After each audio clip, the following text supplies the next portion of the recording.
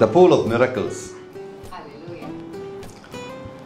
அற்புதங்களின் குளம் என்ற தலைப்பிலே கர்த்தர் நமக்கு இன்று செய்தியை தருகின்றார். வாசிக்க கேட்ட வசன பகுதி யோவான் எழுதின சுவிசேஷம் 5வது அதிகாரம் 1 முதல் 15 வரையுள்ள வசனங்கள். அந்த இடத்துல ஒரு சம்பவம் நடக்கின்றதை பார்க்கின்றோம். We are very familiar with this passage. இந்த வசன பகுதி நமக்கு மிகவும் பரிச்சயமான ஒரு வசன பகுதி. அதை குறித்து அதிகம் பேச வேண்டிய தேவையில்லை. We know this to be one of the miracles of Jesus. இயேசு செய்த அற்புதங்களிலே ஒன்று இந்த அற்புதம் என்பது நமக்கு தெரியும். எபிரேய மொழியிலே பெத் என்றால் வீடு என்று அர்த்தம். நீங்க பார்க்கலாம், பெத்லகேம், பெத்சாயிதா, பெதஸ்தா என்றெல்லாம் பெயர்கள் வருகிறதை நீங்கள் சுவிசேஷ புத்தகங்களிலே பார்க்க முடியும். The word Beth in Hebrew means house. இந்த இடத்திலும் ஒரு பெத் வருகிறதை பார்க்கிறோம். எபிரேய பாஷையிலே 2வது வசனம், எபிரேய பாஷையிலே பெதஸ்தா என்னப்பட்ட ஒரு குளம் எருசலேமில் ஆட்டு வாசலின் அருகே இருக்கிறது. இன்னைக்கு வரைக்கும் இருக்குது. ஆண்டவர் 2000 வருஷங்களுக்கு முன்பதாக இருக்கிறது என்று சொன்னார். இன்னைக்கு வரைக்கும் இருக்குது. அந்த இடத்துல ஒரு ஆலயம் கட்டப்பட்டு இருக்கிறது. இஸ்ரவேலுக்கு செல்லுகிறவர்கள், எருசலேமை பார்க்க போகிறவர்கள் பெதஸ்தாவை பார்க்க முடியும். கர்த்தர் நல்லவர். பெத்லகேம் என்றால் ஹவுஸ் ஆஃப் பிரெட் என்று அர்த்தம். The word Bethlehem means house of bread. அப்பத்தின் வீடு என்று பெத்லகேமுக்கு அர்த்தம். பெத்சாயிதா என்ற ஒரு இடத்தை பார்க்கிறோம். பெத்சாயிதா என்றால் ஹவுஸ் ஆஃப் ஃபிஷ் அல்லது ஃபிஷிங் ஹவுஸ் என்று பெயர். கர்த்தருடைய சீஷர்களான அந்திரேயாவும் பேதுருவும் பிலிப்பும் பெத்சாயிதா ஊரார்கள். இந்த 3 பேருமே பெத்சாயிதா என்னும் ஊரிலிருந்து வந்தவர்கள் என்று யோவான் 1வது அதிகாரம் 44வது வசனத்திலும் யோவான் 12வது அதிகாரம் 21வது வசனத்திலும் நாம் வாசிக்க முடியும். இந்த பெத்சாயிதாவிலே ஒரு விசேஷம் உண்டு. இந்த பெத்சாயிதாவிலே தான் இயேசுவானவர் 5000 பேர்களை போஷித்தார் என்பது ஒரு உபரி தகவலாக லூக்கா எழுதின சுவிசேஷம் 9வது அதிகாரம் 10வது வசனம் நமக்கு சொல்லுகின்றது. அந்த சுவிசேஷத்தில் தான் 5000 பேர்களை போஷித்த இடம் எது என்று லூக்கா எழுதி வைக்கிறான். லூக்கா எழுதின சுவிசேஷம் ரொம்ப விசேஷமான சுவிசேஷம். 4 சுவிசேஷங்களிலே மற்ற சுவிசேஷ புத்தகங்களிலே இல்லாத உபரி தகவல்களை லூக்காவின் சுவிசேஷத்திலே வாசிக்க முடியும். அதனால் இன்று ஒரு தீர்மானம் எடுக்கும்படி கேட்கிறேன். Even if you have read the Gospel of Luke many times, நீங்கள் வீட்டுக்கு போய் இன்றிலிருந்து லூக்கா எழுதின சுவிசேஷத்தை அதிக சிரத்தையுடன் வாசிக்கும்படி கேட்கிறேன். கர்த்தர் உங்களை ஆசீர்வதிப்பார். பெதஸ்தா, பெதஸ்தா என்றால் அந்த வார்த்தைக்கு பொருள் ஹவுஸ் ஆஃப் கிரேஸ் என்பதாகும். கிருபையின் வீடு என்பதாகும் பெதஸ்தா என்ற பெயரினுடைய அர்த்தம். கிருபையின் வீடு. ஆனால் உள்ளூர் வாசிகள் இந்த பெதஸ்தா என்னும் பெயரை கிருபையின் வீடு என்று பார்க்கவில்லை. இயேசு வாழ்ந்திருந்த காலத்தில் உள்ளூர் வாசிகளுக்கு, அதாவது பெதஸ்தா ஊரை சேர்ந்தவர்களுக்கு பெதஸ்தா எப்படிப்பட்ட ஊராக இருந்தது என்று சொல்கிறேன். அவர்கள் தங்கள் சொந்த ஊரையே பெதஸ்தா என்னும் கிருபையின் வீடு என்னும் பெயர் பெற்ற தங்களுடைய சொந்த ஊரையே அவர்கள் எப்படி அழைத்தார்கள் என்று சொல்கிறேன். They called it the house of disgrace. House of disgrace, அவமானத்தின் வீடு என்றே பெதஸ்தாவை அவர்கள் அழைத்தார்கள். அதற்கு ஒரு காரணம் உண்டு. யோவான் எழுதின சுவிசேஷம் 5வது அதிகாரம் 3வது வசனத்திலே அந்த காரணத்தை யோவான் அப்போஸ்தலன் எழுதி வைத்திருக்கிறான். அவைகளிலே குருடர், சப்பானிகள், சூம்பின உறுப்பை உடையவர்கள் முதலான வியாதிக்காரர் அநேகர் படுத்திருந்து தண்ணீர் எப்பொழுது கலங்கும் என்று காத்து கொண்டிருப்பார்கள். This little place called Bethesda in Jerusalem, எருசலேமிலே ஒரு குட்டி இடம்தான் பெதஸ்தா. இந்த பெதஸ்தா என்பது அந்த குளத்திற்கும் பெயர், குளம் இருக்கும் இடத்திற்கும் பெயர். பெதஸ்தா எப்பொழுதுமே குருடர்களாலே, சப்பானிகளாலே, முடவர்களாலே, கண் பார்வை இல்லாதவர்களாலே, சூம்பின உறுப்பை உடையவர்களாலே நிரம்பி இருக்கும் இடம். பெதஸ்தா குளத்திலும் இவர்கள் இருப்பார்கள். குளத்திலே இடம் கிடைக்காததினாலே பெதஸ்தா என்னும் இடத்திலும் இவர்கள் சுற்றி பரம்பி கிடப்பார்கள்.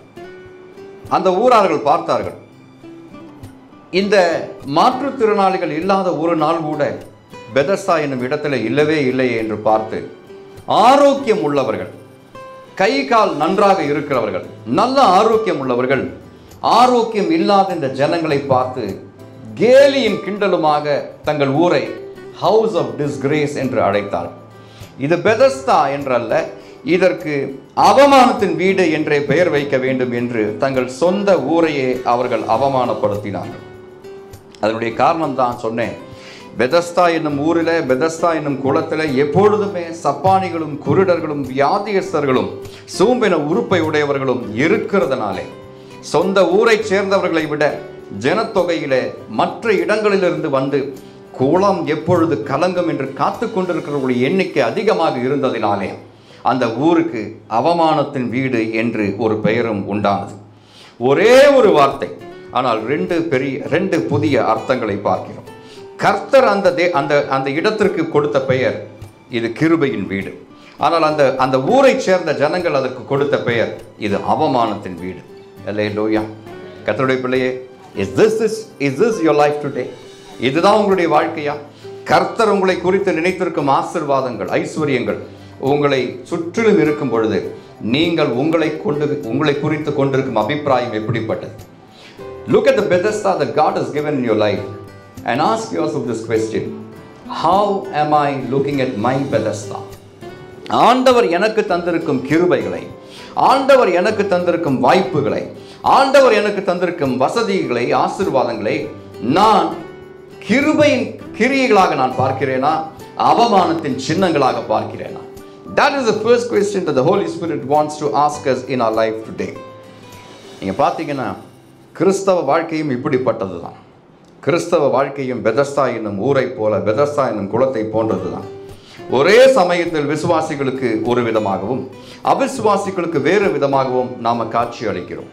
நம்முடைய வாழ்க்கையை நாம் பார்க்கும் பொழுது விசுவாசிகள் மத்தியிலே நமக்கு இருக்கும் பெயர் ஒன்று, புறஜாதிகள் மத்தியிலே, அவிசுவாசிகள் மத்தியிலே நமக்கு இருக்கும் பெயர் வேறு விதமாக இருக்கக்கூடும். 2 கொரிந்தியர் 2வது அதிகாரம் 15-16 வசனங்களை வாசிக்கும்படி கேட்கிறேன்.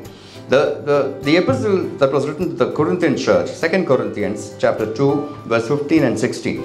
ரட்சிக்கப்படுகிறவர்களுக்குள்ளேயும் கெட்டுப்போகிறவர்களுக்குள்ளேயும் நாங்கள் தேவனுக்கு கிறிஸ்துவின் நற்கந்தமாயிருக்கிறோம் என்று பவுல் சொல்லுகிறார்.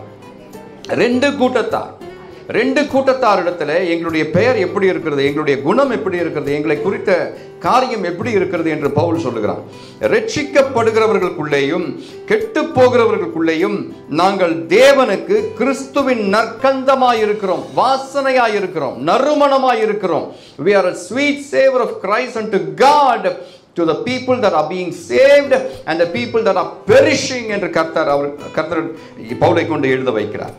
கெட்டு போகிறவர்களுக்குள்ளே மரணத்திற்கு ஏதுவான, அடுத்த வசனம் பாருங்க, கெட்டு போகிறவர்களுக்குள்ளே மரணத்திற்கு ஏதுவான மரண வாசனையாகவும் ரட்சிக்கப்படுகிறவர்களுக்குள்ளே ஜீவனுக்கு ஏதுவான ஜீவ வாசனையாகவும் இருக்கிறோம் என்று பவுல் சொல்லுகிறார். அல்லேலூயா.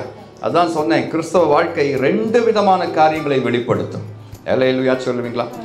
நம்மை போன்ற பரிசுத்தவான்கள், பரிசுத்தவான்களுடைய கூட்டத்தில் நம்முடைய வாழ்க்கை நற்கந்தமாக இருக்கும். ஆனால் கெட்டு போகிறவர்கள் மத்தியிலே, மரணத்திற்கு என்று நியமிக்கப்பட்டவர்கள் மத்தியிலே இயேசு கிறிஸ்துவினுடைய ரட்சிப்பை அவமானமாக எண்ணி அதை தள்ளிவிட்டவர்களுக்கு, அது வேண்டாம் என்று சொன்னவர்கள் மத்தியிலே நம்முடைய வாசனை எப்படி இருக்குமா? மரண வாசனையாக, மரணத்திற்கு ஏதுவான மரண வாசனையாக இருக்கும் என்று கர்த்தர் சொல்லுகிறார். இதை நாம செய்யற காரியம் அல்ல, இது நம்மிலே கர்த்தர் செய்யும் காரியம். அல்லேலூயா. அதனால் தைரியமா கைகளை உயர்த்தி தேவனை துதிக்கலாம். என்னுடைய வாழ்க்கை விசுவாசிகள் பார்க்கும் பொழுது ஜீவனுக்கு ஏதுவான ஜீவ வாசனையாக இருக்கிறது. ஆனால் இயேசுவினுடைய ரட்சிப்பை வேண்டாம் என்று ஒதுக்கி தள்ளினவர்களுக்கு மரணத்திற்கு ஏதுவான மரண வாசனையாக என்னுடைய வாழ்க்கை இருக்கிறது.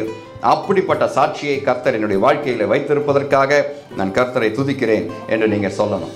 உங்களுடைய வாழ்க்கையை பார்த்து இயேசு கிறிஸ்துவினாலே மீட்டெடுக்கப்பட்ட வாழ்க்கை இப்படி ஆசீர்வதிக்கப்படும் என்பதை உணர்த்தப்பட்ட ஜனங்கள் இயேசு வேண்டாம் என்று சொல்லி அப்படியே அந்த பாவத்திலே மறித்து தேவனுக்கு முன்பாக வந்து நிற்கும் பொழுது உங்கள் வாழ்க்கையிலிருந்து அவர்களுக்கு வந்த அந்த வாசனை அவர்களுக்கு விரோதமாக சாட்சியிடும். அல்லேலூயா. நீங்கள் ஒன்றுமே செஞ்சிருக்க மாட்டீங்க, ஆனால் அவர்களுக்கு விரோதமாக உங்களுடைய வாழ்க்கை சாட்சியிடும். கைகளை உயர்த்தி சொல்லுங்க, எனக்கு அப்படிப்பட்ட ஒரு வாழ்க்கையை தந்ததற்காக உமக்கு நன்றி ஆண்டவரே. நம்முடைய வாழ்க்கை மட்டுமல்ல, சுவிசேஷமும் அப்படித்தான் என்று வேதம் சொல்லுகிறது. 1 கொரிந்தியர் 1வது அதிகாரம் 18வது வசனம். 1 Corinthians chapter 1 verse 18. சிலுவையை பற்றிய உபதேசம் கெட்டு போகிறவர்களுக்கு பைத்தியமாய் இருக்கிறது, ரட்சிக்கப்படுகிற நமக்கோ அது தேவ பலனாய் இருக்கிறது என்று வேதம் சொல்லுகிறது. ஆமென் சொல்லுவீங்களா? ஒரே செய்தி. சுவிசேஷம் என்பது என்ன? நற்செய்தி. that Jesus who is God was born as a man for our sins. தேவனாய் இருந்தவர், தேவனாய் இருக்கிறவர் நமக்காக மனிதனாய் அவதரித்து நம்முடைய பாவங்களை சிலுவையிலே சுமந்து நாம் அடிக்கப்பட வேண்டிய இடத்துல அவர் அடிகளை ஏற்றுக்கொண்டார். நமக்கு நேராக வர வேண்டிய ஆக்கினை அவர் மேல் சுமந்தார். அப்படி நம்முடைய பாவங்களுக்கு அவர் பரிகாரம் ஆனார் என்பதை சொல்லும் காரியம்தான் நற்செய்தி, சுவிசேஷம். ஆனால் இந்த சுவிசேஷத்தை குறித்து பவுல் சொல்கிறான், சிலுவையை பற்றிய உபதேசம் கெட்டு போகிறவர்களுக்கு பைத்தியமாய் இருக்கிறது, ஆனால் ரட்சிக்கப்படுகிற நமக்கு அது தேவ பலனாய் இருக்கிறது. ஒரே செய்தி, ஆனால் ரெண்டு விதமான காரியங்கள் உருவாகிறதை பார்க்கிறோம். ஆனால் செய்தியை, நற்செய்தியை ஏற்றுக்கொள்கிறவர்களுக்குள்ளே அது கிரியை செய்து தேவ பலனாய் மாறுகிறது. ஆனால் சுவிசேஷத்தை, இயேசுவினுடைய சிலுவையை பைத்தியமாக, துச்சமாக எண்ணுகிறவர்கள் மத்தியிலே அது பைத்தியமாகவே இருக்கிறது என்று வேதம் நமக்கு சொல்லுகிறது. அல்லேலூயா. கர்த்தருடைய பிள்ளை, என்று உங்களை பார்த்து நான் கேட்கிறேன், பெதஸ்தா உங்களுக்கு இரக்கத்தின் வீடா, கிருபையின் வீடா, அல்லது அவமானத்தின் சின்னமா? பெதஸ்தாவில் உங்கள் இடம் உள்ளேயா அல்லது வெளியேயா என்பதை வைத்து அதற்கான பதிலும் இருக்கும். Today, if you were to be asked a question, இன்று உங்களை பார்த்து ஆண்டவர் ஒரு கேள்வியை கேட்கிறார் என்று வைத்துக் கொள்வோம். What is Bethesda to you? பெதஸ்தாவை நீ எப்படி பார்க்கிறாய்? கிருபையின் வீடாக பார்க்கிறாயா, அவமானத்தின் சின்னமாக, அவமானத்தின் வீடாக பார்க்கிறாய் என்று கேட்டால் அதற்கு பதில், உங்களுடைய பதில் எப்படி வரும் என்று சொல்கிறேன். உங்களுடைய பதில் எதை பொறுத்து இருக்கும்? நீங்கள் பெதஸ்தாவுக்கு உள்ளே இருக்கிறீர்களா, பெதஸ்தாவுக்கு வெளியே இருக்கிறீர்களா என்பதை பொறுத்தே உங்களுடைய பதில் வரும். அல்லேலூயா. சுவிசேஷத்தை குறித்து உங்களுடைய அபிப்பிராயம் என்ன என்று கேட்டால், சுவிசேஷத்தை நீங்கள் ஏற்றுக்கொண்டீர்களா இல்லையா என்பதை பொறுத்து தான் உங்களுடைய பதில் இருக்கும். அப்படித்தானே? அதுபோல தான் இதுவும். சுவிசேஷம் உங்களுக்கு தேவ பலனாக இருக்கிறதா அல்லது பைத்தியமாக இருக்கிறதா என்று காலையில் கர்த்தர் நம்மை பார்த்து கேட்கின்றார். உங்களுக்கு சுவிசேஷம் என்பது இயேசுவுடைய நற்செய்தி, சிலுவையின் உபதேசம், அது தேவ பலனாக இருக்கிறதா அல்லது பைத்தியமாக இருக்கிறதா? தேவ பலனாக இருப்பதனால தான் நேரம் எடுத்து இன்று கர்த்தரை தொழுது கொள்ளும்படியாக வந்திருக்கிறோம். கைகளை உயர்த்தி தேவனை மகிமைப்படுத்துங்க. யோவான் எழுதின சுவிசேஷம் 5வது அதிகாரம் 3-4 வசனங்களை வாசிக்கிறேன்.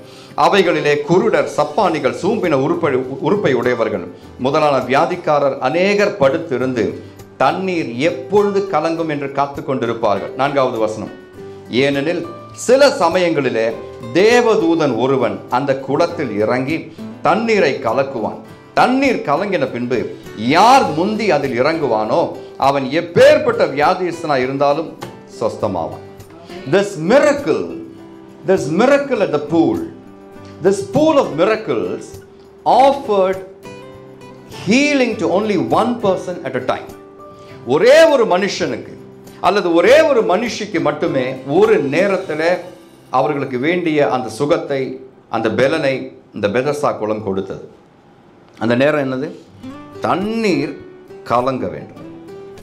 அந்த குளத்தில் இருக்கும் தண்ணீர் நிச்சலமாக இருக்கும், நிசப்தமாக இருக்கும், அமைதலாக இருக்கும். ஆனால் ஒரு நேரத்தில் தூதன் ஒருவன் வானத்திலிருந்து இறங்கி அந்த குளத்தை கலக்குவான். கலக்கும் பொழுது when the waters are stirred, the healing has begun. ஆனால் உள்ள யார் போய் முதலிலே அதை எடுத்துக்கொள்கிறானோ அவனுக்கு மட்டுமே ஹீலிங். ரெண்டாவது போனால் கூட ஹீலிங் கிடைக்காது. அல்லேலூயா. So it was a tough time for the people, for the patients waiting at the pool of Bethesda. பெதஸ்தாவின் குளக்கரையிலே, எருசலேம் நகரத்தில் இருந்த அந்த பெதஸ்தா என்னும் குளத்தின் கரையிலே இருந்த வியாதியஸ்தர்களுக்கு, சூம்பின உறுப்பை உடையவர்களுக்கு, சப்பானிகளுக்கு, குருடர்களுக்கு, முடவர்களுக்கு இது பெரிய சவால். குளத்தை தேவதூதன் எப்பொழுது கலக்குவான் என்று யாருக்குமே தெரியாது. அது சில நேரங்களிலே பகலிலே நடக்கக்கூடும், விடியற் காலத்தில் நடக்கக்கூடும், இரவிலே நடக்கக்கூடும். நினையாத நேரத்திலே குளம் கலக்கப்படும். அந்த நேரத்தில் முதலில் இறங்குகிறவனுக்கு அவன் எப்பேற்பட்ட வியாதியஸ்தனாக இருந்தாலும் அவனுக்கு சுகம் கிடைக்கும். பெதஸ்தா குளத்தில் உண்மையாகவே தேவதூதன் இறங்கி தண்ணீரை கலக்கினானா அல்லது அது பண்டை காலத்து மனுஷர்களின் பல மூட நம்பிக்கைகளில் ஒன்றா அப்படின்னு ஒரு கேள்வி நியாயமாக கேட்கணும். விசுவாசிகள் எதையும் கண்மூடித்தனமாக விசுவாசிக்க கூடாது. ஆனால் வேத புஸ்தகத்தில் எழுதப்பட்டிருக்கும் காரியம் என்ன? 4வது வசனம், சில சமயங்களிலே தேவதூதன் ஒருவன் அந்த குளத்தில் இறங்கி தண்ணீரை கலக்குவான்.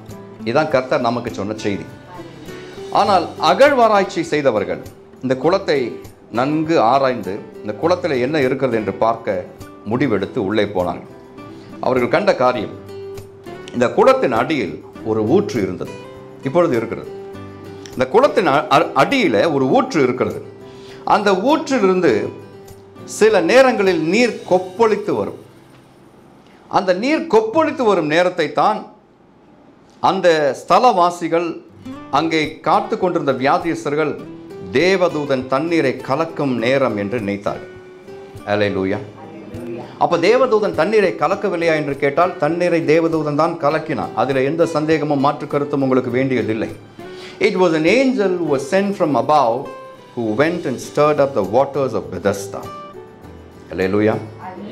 ஆனால் அதற்கு அடிஸ்தானமாக செயல்பட்ட காரியம், அடிப்படையாக செயல்பட்ட காரியம் பெதஸ்தாவின் அடியில் இருந்த ஊற்று. Hallelujah. That spring that was beneath the pond of Bethesda, the pool of Bethesda, it will spring up suddenly. திடீரென்று அது பெருக்கெடுத்து வரும், கொப்பளித்து வரும். அந்த நேரங்களில் தண்ணீரின் மேல் பரப்பு திடீரென்று கலங்கும். இதை தேவனுடைய கரம் என்று அந்த ஜனங்கள் விசுவாசித்தார்கள். விசுவாசித்து உள்ளே இறங்கினவர்களுக்கு, முதலிலே உள்ளே இறங்கினவர்களுக்கு சுகம் கிடைத்தது. அல்லேலூயா. அல்லேலூயா சொல்வீங்களா? அல்லேலூயா. குளம் கலங்கும் போது தண்ணீரில் முந்தி இறங்குபவனுக்கு சுகம் கிடைத்தது. அவன் எப்பேற்பட்ட வியாதியஸ்தனாக இருந்தாலும் வேதம் சொல்லுகிறது, அவன் சொஸ்தமாவான். எப்பொழுதாவது கலங்கும் குளம். இந்த குளத்திற்கு இன்னொரு பெயர், the pool that was stirred sometimes, or the pool that was stirred occasionally. எப்பொழுதாவது கலங்கும் குளம் இது. இந்த குளத்தின் தண்ணீர் எப்பொழுது கலங்கும் என்று காத்திருப்பது எருசலேமின் ஊரில் உள்ள வியாதியஸ்தர்களின் வாடிக்கையாயிருந்தது. அற்புதம் வேண்டியவர்கள் எல்லாம் அங்கே கூடியிருந்தார்கள். அற்புதம் வேண்டியவர்கள் எல்லாமே பெதஸ்தா குளக்கரையிலே இருந்தார்கள். அவருடைய கவனம், அவருடைய பார்வையெல்லாம் எங்கே இருக்கும்னு நினைக்கிறீங்க? எங்கே இருக்கும்? குளத்தின் மேலேயே, தண்ணீரின் மேலேயே இருக்கும். அல்லேலூயா. அவர்களுக்கு வேற எந்த கவனமும் இருக்காது.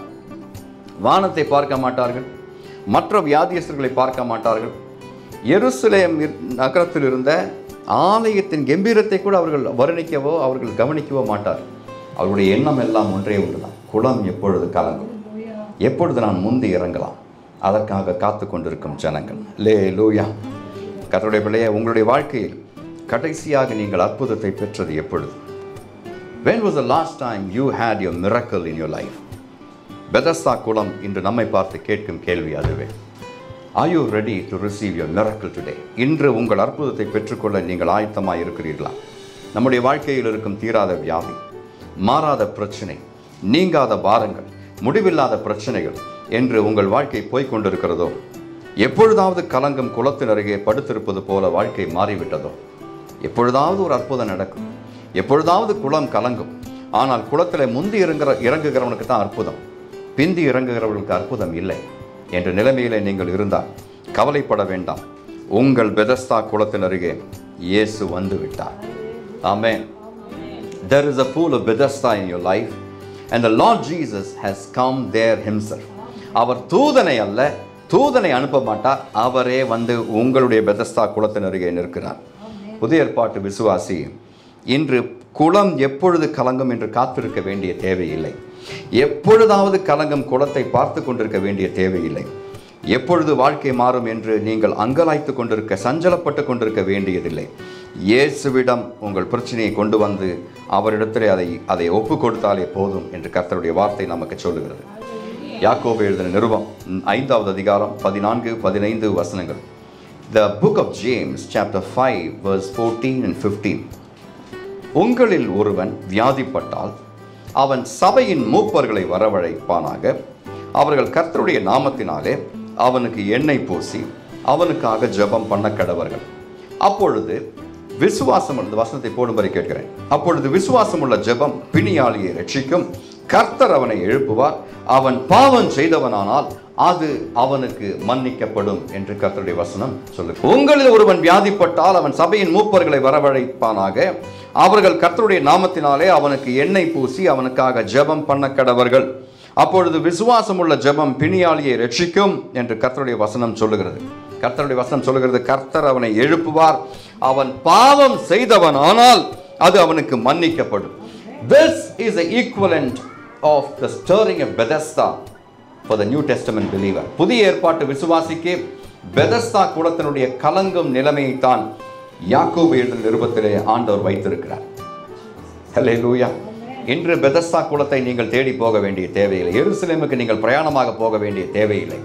உங்களுக்கு ஒரு பிரச்சனை, உங்களுக்கு ஒரு வியாதி, உங்களுக்கு ஒரு சஞ்சலம், உங்களுக்கு ஒரு வருத்தம் இருந்தால் நீங்கள் செய்ய வேண்டியது கர்த்தருடைய நாமத்தில் சபையின் மூப்பர்களை வரவழைத்து கர்த்தருடைய நாமத்தில் வியாதிப்பட்டவனுக்கு நீங்கள் எண்ணெய் பூசி அவனுக்காக ஜெபம் பண்ணினால் போதும் என்று கர்த்தர் நமக்கு சொல்லுகிறார். ஆமென் சொல்லணும். அன்று தேவதூதனாலே கிடைத்த சுகம் இன்று இயேசுவின் நாமத்தினாலே செய்யப்படும் விசுவாசம் உள்ள ஜெபத்தின் மூலமாக கிடைக்கிறது. பாவ மன்னிப்பும் உண்டாகிறது என்று கர்த்தர் சொல்கிறார்.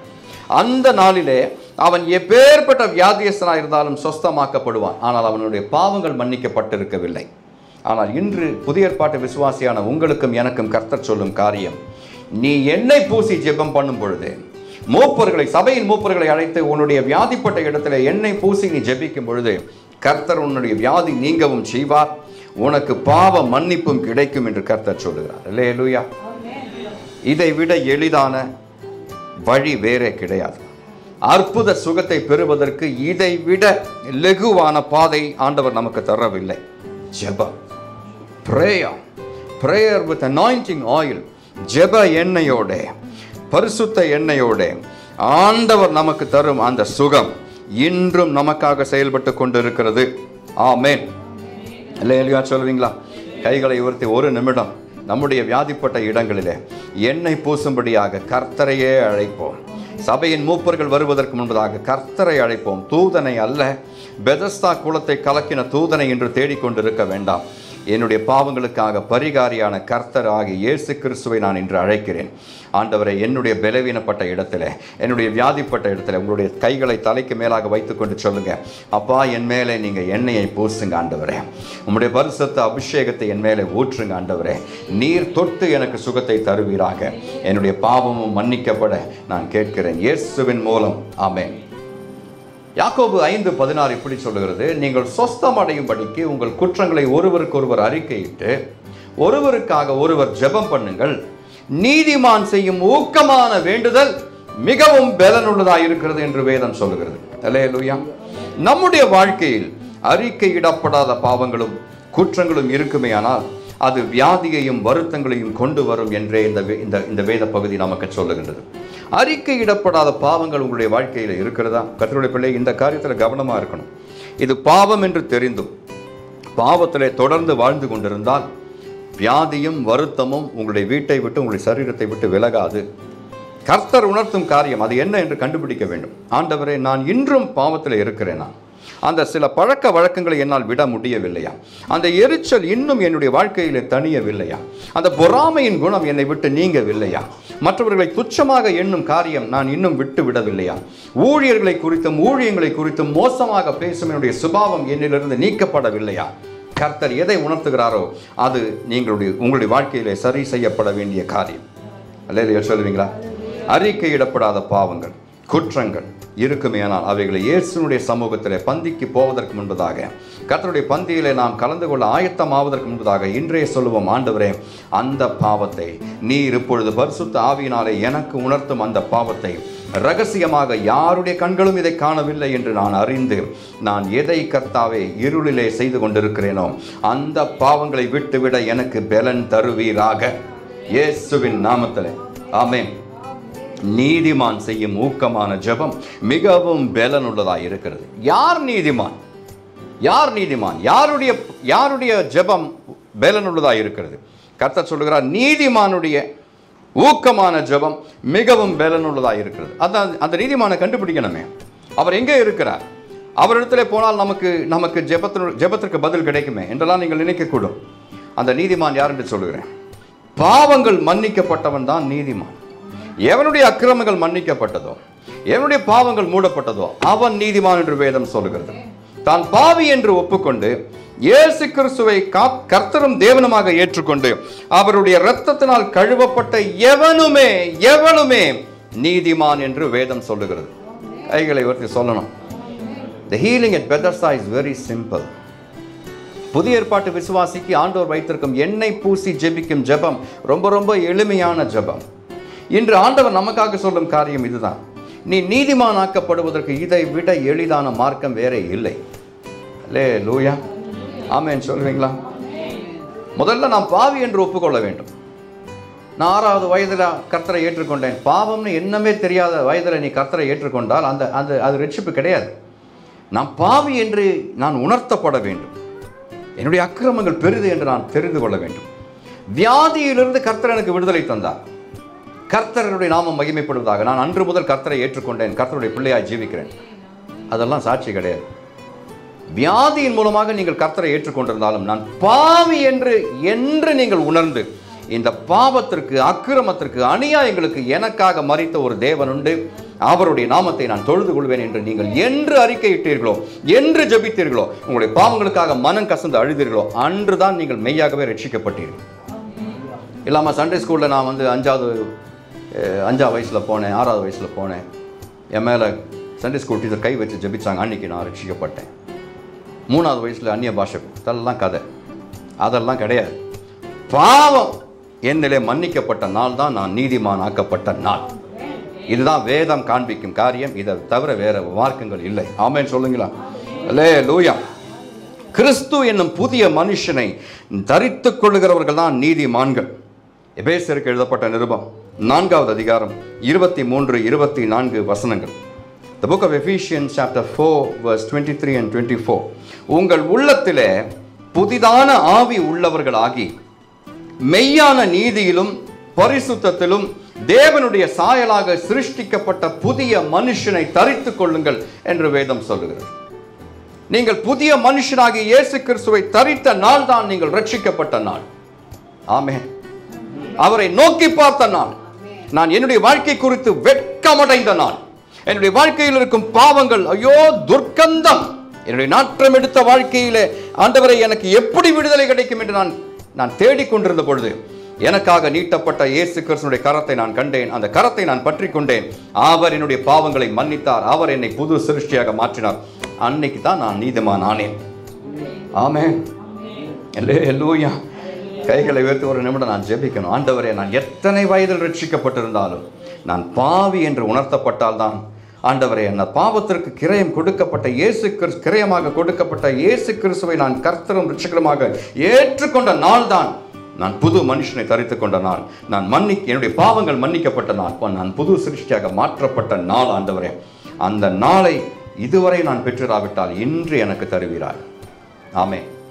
கிறிஸ்தவனாக பிறந்ததனாலே பரலோகம் போகிறதுக்கு யாருக்குமே இங்கே லைசன்ஸ் கொடுக்கப்படவில்லை. மறுபடியும் பிறவாவிட்டால் நாம் தேவனுடைய ராஜ்யத்தில் பிரவேசிக்க முடியாது. நீங்கள் பிறந்ததான கிறிஸ்தவ பெயர் இருக்குது, கிறிஸ்தவ பாரம்பரியம் இருந்தது, கிறிஸ்தவர்களாக நீங்கள் 100-150 ஆண்டுகள் இருந்தீர்கள், இல்லை 2000 ஆண்டுகள் இருந்தீர்கள். தோமா வந்த பொழுதே உங்கள் குடும்பம் தோமாவோட கூட வந்து விட்டது. அல்லது தோமாவுடைய கைகளிலே ஞானஸ்நானம் எடுத்த முதல் குடும்பங்களில் உங்களுடைய குடும்பம் இருந்தது. இதெல்லாம் இருக்கட்டும், பாரம்பரியம் இருக்கட்டும். ஆனால் அந்த பாரம்பரியம் நம்மை பரலோகத்திற்கு கொண்டு செல்லாது. இயேசு கிறிஸ்துவனுடைய இரத்தத்தினாலே நான் கழுவப்பட வேண்டும். ஆமென். அல்லேலூயா. 5-6 வசனங்கள். யோவான் 5-6 வசனங்கள். 38 வருஷம் வியாதி கொண்டிருந்த ஒரு மனுஷன் அங்கே இருந்தான். 6வது வசனம். படுத்திருந்த அவனை இயேசு கண்டு அவன் வெகு காலமாய் வியாதியஸ்தன் என்று அறிந்து அவனை நோக்கி, சொஸ்தமாக வேண்டும் என்று விரும்புகிறாயா என்று கேட்டார். சொஸ்தமாக விரும்புகிறாயா? சொஸ்தமாக வேண்டும் என்று விரும்புகிறாயா? இது என்ன கேள்வி பாருங்கள். இதை படிக்கும் பொழுதெல்லாம் என்னுடைய மனதில் திடுக்கின்ற ஒரு கேள்வி வரும். ஆண்டவரே, இப்படியா ஆண்டவரே? ஒரு மனுஷனை பார்த்து கேட்பீங்க. 38 வருஷமாக வியாதியாக இருக்கிறான். சுகம் வேணும்னு தான் அவன் பெதஸ்தா குளக்கரையிலே இருக்கிறான். அவனை பார்த்து நீங்கள் கேட்குறீங்க, சொஸ்தம் அடைய வேண்டும் என்று விரும்புகிறாயா? What a question lord. அவனை கேலி பண்ணுறீங்களா என்று நான் நினைத்ததுண்டு. அல்ல, கேலி அல்ல. ஆண்டவர் கேலியும் கிண்டலமாக அந்த மனுஷனை பார்த்து கேட்கவில்லை. ஆண்டவர் அவனை பார்த்து கேட்ட காரியம் இதுதான். அவனை பார்த்து இயேசு கேட்ட கேள்வியை கொஞ்சம் கவனியுங்கள். இயேசு அவனை நோக்கி, சொஸ்தமாக வேண்டும் என்று விரும்புகிறாயா என்று கேட்டார். Do you desire Do you really desire to be healed? இன்னைக்கு விருப்பம் இல்லாமல் ஆலயத்திற்கு போகிறவர்கள் உண்டு, விருப்பம் இல்லாமல் ஜெபிக்கிறவர்கள் உண்டு, விருப்பம் இல்லாமல் நல்ல காரியங்களை செய்கிறவர்கள் உண்டு, விருப்பம் இல்லாமல் சாட்சி சொல்லுகிறவர்கள் உண்டு. பாஸ்டர் திடீர்னு சொல்லியிருப்பார், பாஸ்டர் நீங்கள் எழுதி சாட்சி சொல்லுங்கள். விருப்பம் இருக்காது, என்ன சாட்சி சொல்லணும்னு தெரியாது. என்ன சமீபத்தில் கர்த்தர் ஒரு அற்புதமும் செய்யலை, எதை குறித்து சொல்வது தெரியல, திடீர்னு ஏதோ ஒன்று சாட்சி சொல்லிடும், என்றைக்கோ நடந்த ஒரு காரியத்தை சொல்லிடும். அப்படி விருப்பம் இல்லாமல் செய்கிற காரியங்கள் நிறைய உண்டு. ஆனால் கர்த்தர் இந்த மனுஷனை பார்த்து கேட்ட காரியம், சொஸ்தமாக வேண்டும் என்று நீ விரும்புகிறாயா? அபத்தமாக தோன்றும் கேள்வியாக இருந்தாலும் தேவனுடைய ராஜ்யத்தில் உள்ள ரட்சிப்பு, தெய்வீக சுகம், நித்திய ஜீவன் என்ற மூன்றுமே இயேசுவிடமிருந்து வருகிறது. ஆனால் அதற்கு அவர் நம்மை பார்த்து கேட்கும் காரியம், இது உனக்கு வேண்டுமா வேண்டாமா என்றுதான். அல்லேலூயா. ரட்சிப்பு வேண்டுமா வேண்டாமா என்று ஆண்டவர் கேட்கிறார். சுகம் வேண்டுமா வேண்டாமா என்று ஆண்டவர் கேட்கிறார். நித்திய ஜீவன் வேண்டுமா வேண்டாமா என்று ஆண்டவர் கேட்கிறார். இதெல்லாம் கேட்காமலேயே ஒரு பிள்ளை பிறக்கும் பொழுதே அவனுடைய நெத்தியில் அச்சு போட்டு முத்திரை போட்டு ஆண்டவர் அனுப்பியிருந்தால் எவ்வளோ ஈஸியாக இருந்திருக்கும், எவ்வளோ சுலபமாக இருந்திருக்கும் ரட்சிப்பினுடைய வழி. ஆனால் ஆண்டவர் நம்மை பார்த்து இன்றும் கேட்கும் கேள்வி, நீ ரட்சிக்கப்பட வேண்டும் என்று விரும்புகிறாயா? நீ நித்திய ஜீவனை பெற்றுக்கொள்ள வேண்டும் என்று விரும்புகிறாயா? நீ சுகமடைய வேண்டும் என்று விரும்புகிறாயா என்ற கேள்வியை ஆண்டவர் இன்றும் கேட்கிறார். ஆமென் சொல்லுவீங்களா? ரட்சிக்கப்பட வேண்டும் என்று விரும்புகிறாயா? உன் வாழ்க்கையில் சமாதானமும் சுகமும் சந்தோஷமும் வேண்டும் என்று விரும்புகிறாயா? உன் எதிர்காலம் இயேசுவுக்குள் இருக்க வேண்டும் என்று விரும்புகிறாயா? உன் பாவங்களும் குற்றங்களும் மன்னிக்கப்பட வேண்டும் என்று விரும்புகிறாயா? உன் கடந்த காலத்தையும் நிகழ்காலத்தையும் விட நீ இருக்க போகிற நித்தியம் பெரிது என்று உனக்கு தெரியுமா? ஆண்டவர் கேட்கும் கேள்விகளில் இதுவும் ஒன்று. நித்தியத்தில் இரண்டு இடங்கள் தான் உண்டு. ரெண்டுக்குமே நித்தியம்தான் பேர். நித்தியம்தான் ரெண்டுத்துக்குமே பேர். பெதஸ்தா மாதிரி அது கிருபையின் வீடு. ஆனால் ஊரார் சொன்னார்கள் இது அவமானத்தின் சின்னம். Oh, this is a disgrace. The town is full of disgrace. ஏன்னா எல்லாம் இன்வாலிட் பீப்புள் தான் வந்திருக்காங்கப்பா. ஐயோ, நாற்றம் எடுக்கும் குளம், நாற்றம் எடுக்கும் வாழ்க்கைகள், யாருமே விரும்பாத வாழ்க்கைகள் தான் அந்த குளக்கரையில் படுத்து கொண்டிருக்கிறது. ஜனங்கள் பார்த்தார்கள் இது அவமானத்தின் சின்னம் என்று சொன்னார்கள். அல்லேலூயா. அப்படி தான் நித்தியமும் இருக்குது பாருங்கள். நித்தியம் ஒரே நித்தியம், ஆனால் ரெண்டு விதங்களிலே நமக்கு காட்சி அளிக்கிறது. ஒன்று பரலோகம், ஒன்று நரகம். அல்லேலூயா. இதில் ஏதாவது ஒன்றில் தான் நீங்கள் இருக்க முடியும். பெதஸ்தாவை குறித்து உங்களுடைய அபிப்பிராயம் என்ன? இது கிருபையின் வீடா, இது அவமானத்தின் சின்னமா? ஏதாவது ஒரு அபிப்பிராயம் தான் இருக்கணும். கிருபையின் வீடு என்று சொல்லிவிட்டு இது அவமானத்தின் சின்னம் என்று சொல்ல முடியாது. ஆனால் அவமானத்தின் சின்னம் என்று சொன்னவர்கள் அதை கிருபையின் வீடு என்று அங்கீகரிக்க ஆண்டவர் வாய்ப்பு கொடுப்பார். அல்லேலூயா. நரகத்திற்கு நேராக போய்கொண்டிருக்கிறவர்களை இடை மறித்து சுவிசேஷத்தை சொல்லி ஆண்டவருடைய நித்திய ராஜ்யத்திற்குள்ளாக உடன்படுத்துகிற காரியத்தை தான் இன்று சபையின் மூலமாக ஆண்டவர் செய்து வருகிறார். ரோமருக்கு எழுதப்பட்ட நிருபம் 6வது அதிகாரம் 23வது வசனம். Romans 6:23. வேதம் சொல்லுகிறது, பாவத்தின் சம்பளம் மரணம், தேவனுடைய கிருபை வரமோ கர்த்தராகிய இயேசு கிறிஸ்துவினால் உண்டான நித்திய ஜீவன். அல்லேலூயா. பாவத்திற்கு ஆண்டவர் சம்பளம் தருகிறார். அதனுடைய பெயர் என்ன? மரணம்.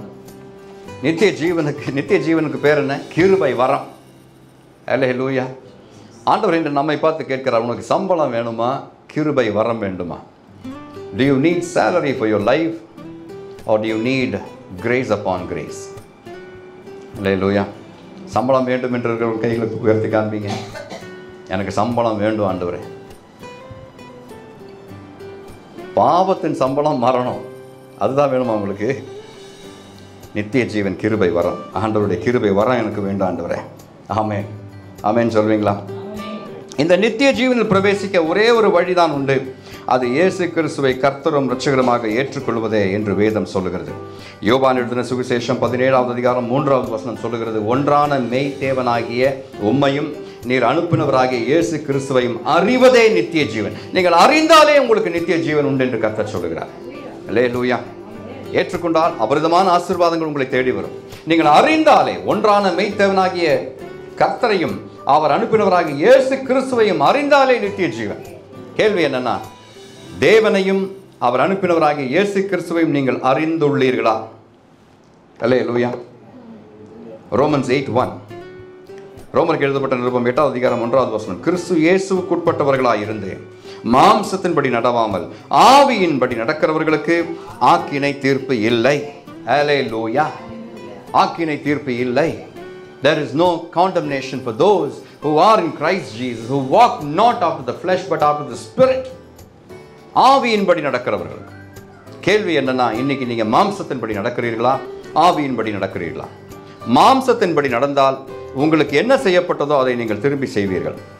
ஆனால் ஆவியின்படி நடந்தால் உங்களுக்கு என்ன செய்யப்பட்டாலும் இயேசு அதற்கு எப்படி பதில் கொடுப்பாரோ அப்படி உங்களுடைய வாயிலிருந்து பதில் வரும்.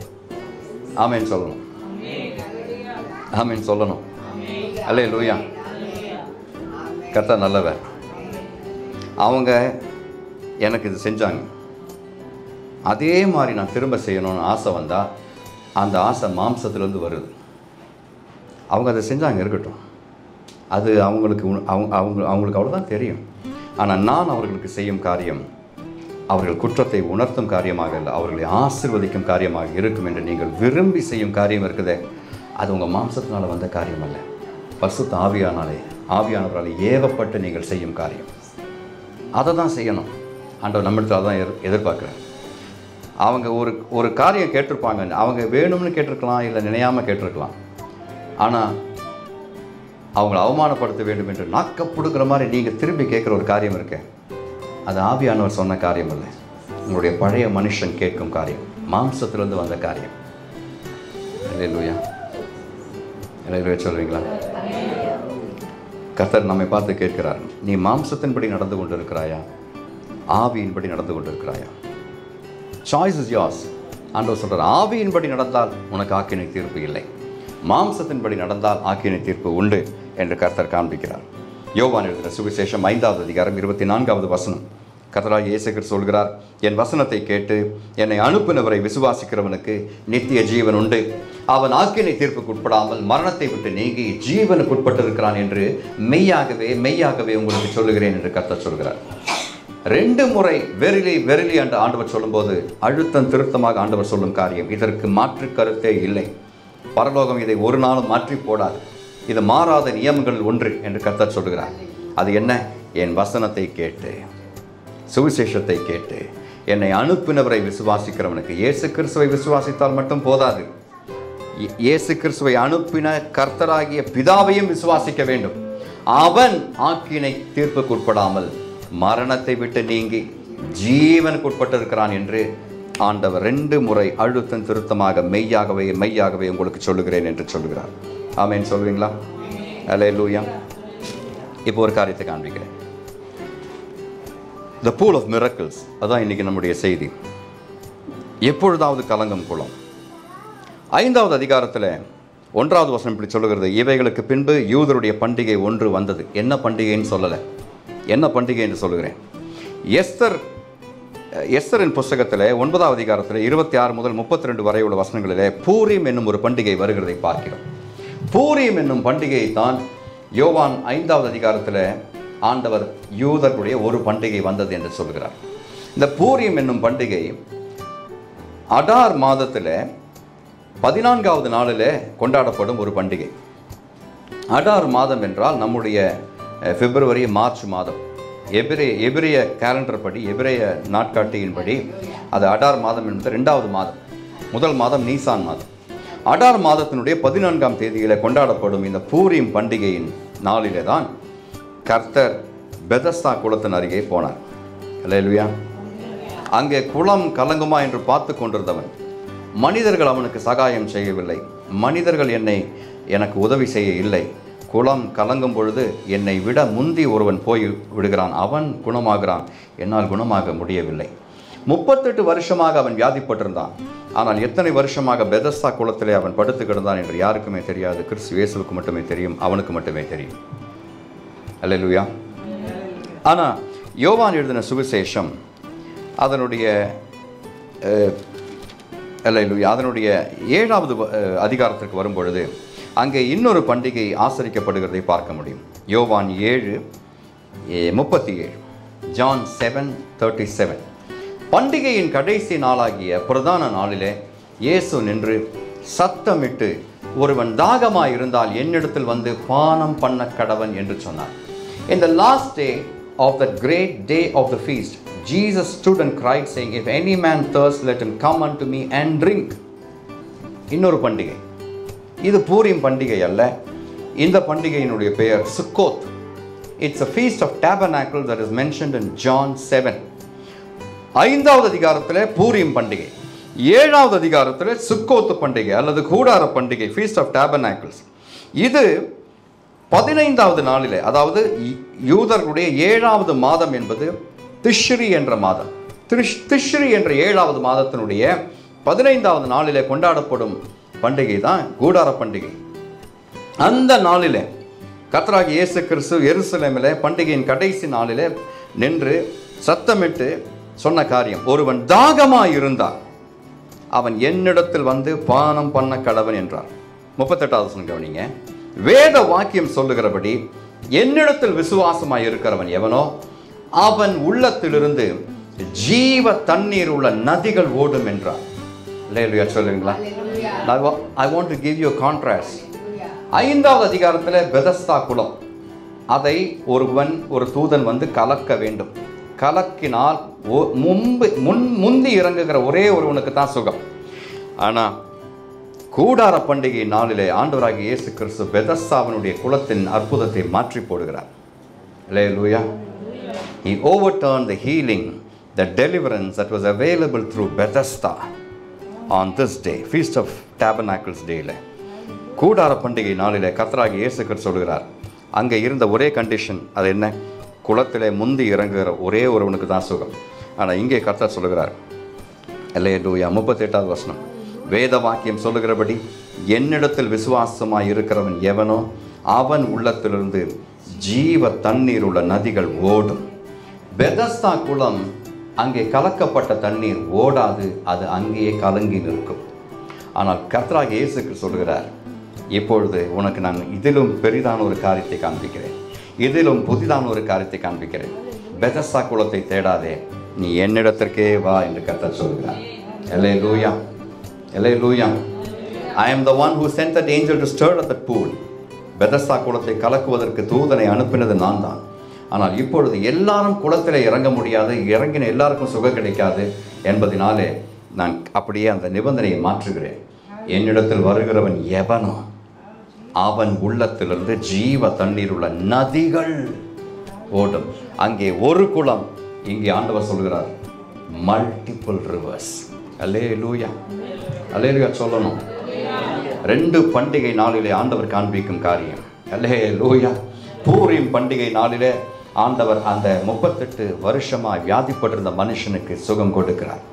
அதுவும் பாருங்க, அவனை குளத்தில் இறக்கி சுகம் கொடுக்கல, வார்த்தையை கொடுத்து அனுப்புகிறார். நீ எழுந்து உன் படுக்கை எடுத்துக்கொண்டு நட. அல்லேலூயா.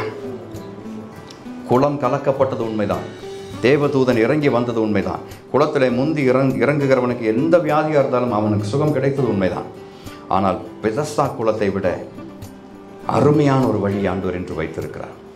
தம்மிடத்தில் வருகிறவனுக்கு நித்திய ஜீவனை நதிகளாக அவனுடைய உள்ளத்திலிருந்து புறப்பட்டு போக ஆண்டவர் செய்கிறார். ஆமென் சொல்லுவீங்களா? ஆமென் சொல்லுவீங்களா? கர்த்தர் நல்லவர். Today you don't need to go to the pool of Bethesda.